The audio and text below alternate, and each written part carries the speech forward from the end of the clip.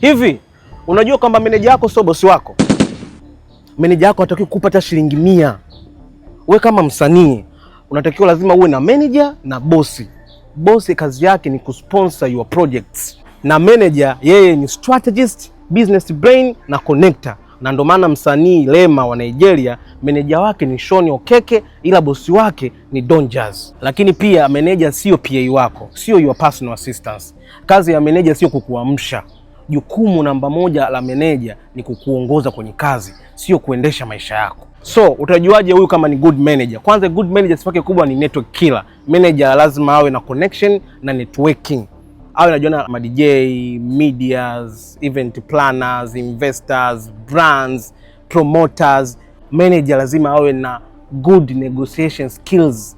Lazima awe na uwezo wa kufunga brand deals kubwa na distribution deals kwenye kazi yako. Na mnamo mwaka 2022 tarehe 11 ya mwezi wa pili, msanii Rema kutoka Nigeria alitoa kibao chake cha Calm Down ambacho kilienda viral sana duniani, na hapo meneja wake Shoni Okeke alijenga brand ya Rema kimataifa na kusimamia strategy ya kuingia kwenye global market. Na baadaye, baada ya miezi 7 mwaka huo, Shoni Okeke alimsaidia Rema kumkutanisha na msanii mkubwa wa Marekani Selena Gomez, na wakafanikiwa kupata collaboration ya remix ya Calm Down, na hiyo video sasa hivi ina viewers zaidi ya bilioni 1 huko mjini YouTube. So, kama meneja wako hana hata connection 2-3, atakuchelewesha.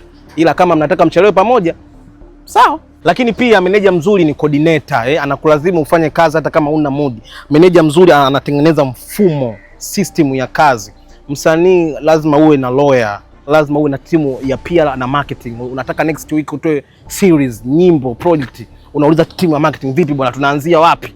Script writers wajulikane, editors wajulikane. Why script writers? Kwa sababu kuna muda msanii akili ina stuck, hawazi tena kitu kipya. Kwa lazima awe na script writers ambao wamemzunguka kumsaidia kuboost ideas. So hivyo vyote manager ana make sure everyone is aligned and working toward the same career goals. Pia manager lazima awe mkweli, lazima awe na trustworthy. Sio kila ngoma ni ya kutoa, sio kila content ni ya kuposti. Usiwe na manager chawa. Mwanangu hiyo itoe, mwanangu hiyo tunaondoka hiyo. Niamini nini, amwendi kokote.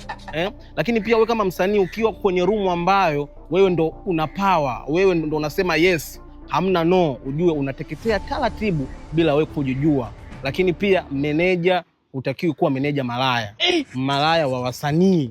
Sio kila msanii wewe ni wa kummeneji, hapana. Mfano mimi nimekuwa na mchekeshaji Leonardo more than 5 years now. Ana consistency ilionekana na mafanikio yakaja. By the way, kama unapenda news za marketing na branding kama hizi, please follow me.